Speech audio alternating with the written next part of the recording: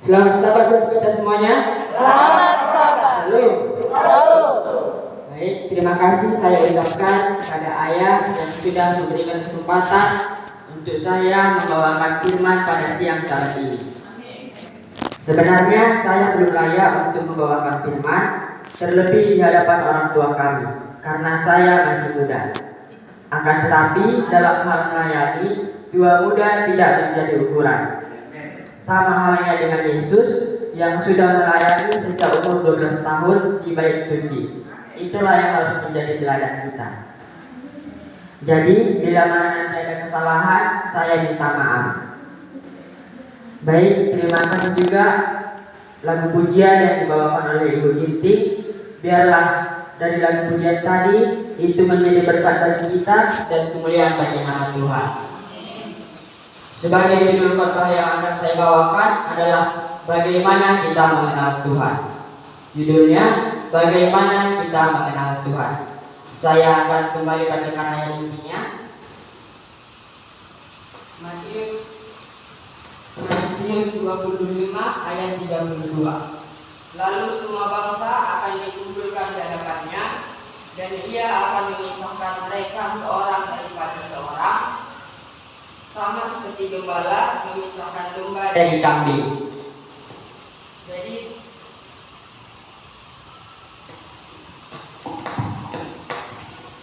begitu juga dengan kita, begitu juga dengan Allah. Kalau gembala yang baik itu, dia pasti mengenal domba-dombanya. Sama halnya dengan Yesus. Yesus adalah gembala kita. Yesus pasti mengenal kita. Dan pada suatu saat nanti Yesus akan memisahkan kita seorang daripada seorang demi keselamatan kita. Nah, jadi sekarang dalam hal mengenal. Jika hari ini seseorang bertanya kepada kita, apakah kita tahu siapa itu Jokowi? Tentu kita tahu bahwa Jokowi adalah Presiden Republik Indonesia saat ini. Akan tetapi jika pertanyaannya dibalik, apakah Jokowi mengenal kita? Sudah tentu Jokowi tidak mengenal kita, karena kita bukan siapa-siapanya. Akan tetapi jika ditanya kepada Pak Jokowi apakah dia mengenal Bobi Nasution, dia pasti mengenalnya. Karena Bobi Nasution adalah menantunya yang menjabat menjadi wali kota Medan saat ini. Biasanya kalau kita mau mengenal seseorang secara mendalam, kita harus mengetahui namanya, sifatnya, kesukaannya, kebiasaannya, bahasa tubuh, nada bicara, dan bahkan prinsip hidupnya. Itulah yang harus kita ketahui kalau kita mau mengenal seseorang secara mendalam. Sekarang bagaimana hubungan pribadi kita dengan Tuhan? Itu bisa kita tanyakan dalam diri kita masing-masing. Apakah kita selama menjadi seorang Kristen, kita hanya sekedar tahu tentang Tuhan, tapi tidaklah mengenalnya secara mendalam? Jadi di sini ada sebuah ilustrasi. Ada seorang gadis kecil. Gadis kecil ini tinggal bersama ayahnya di sebuah apartemen gedung tingkat 5. Gadis kecil ini adalah gadis yang buta. Setiap hari, ayah gadis kecil ini pergi bekerja dan meninggalkan gadis kecil itu sendirian di sebuah kamar.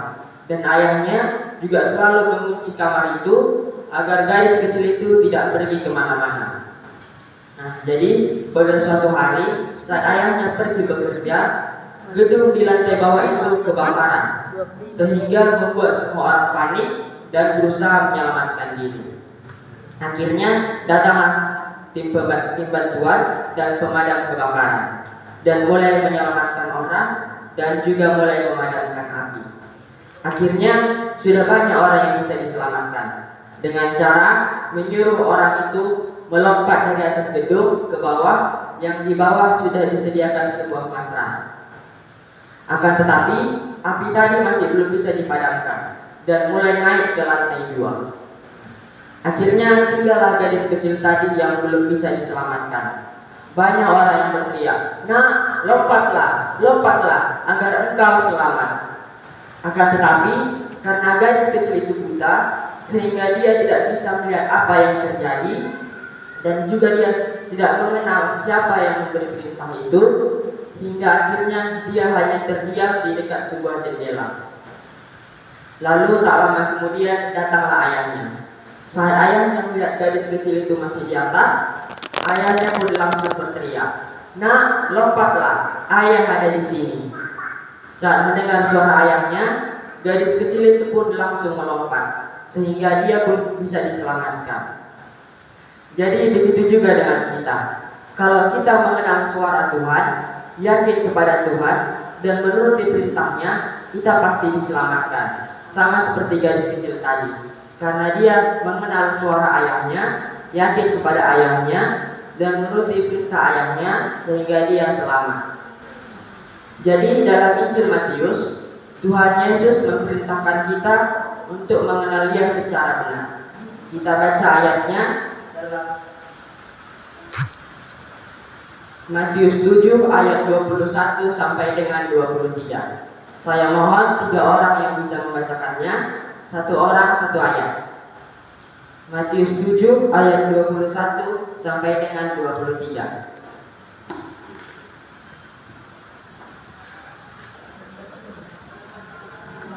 1 orang 1 ayat. Bukan setiap orang yang berseru kepadaku, Tuhan, Tuhan, akan masuk ke dalam kerajaan surga, melainkan dia yang melakukan kehendak Bapa-Ku yang di surga. 22.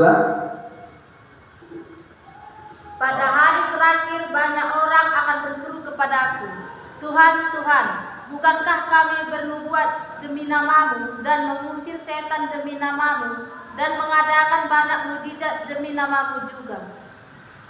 23. Pada waktu itulah aku akan berterus terang kepada mereka dan berkata, aku tidak pernah mengenal engkau, nyala daripada aku sekalian, kamu sekalian pembuat kejahatan. Baik, terima kasih.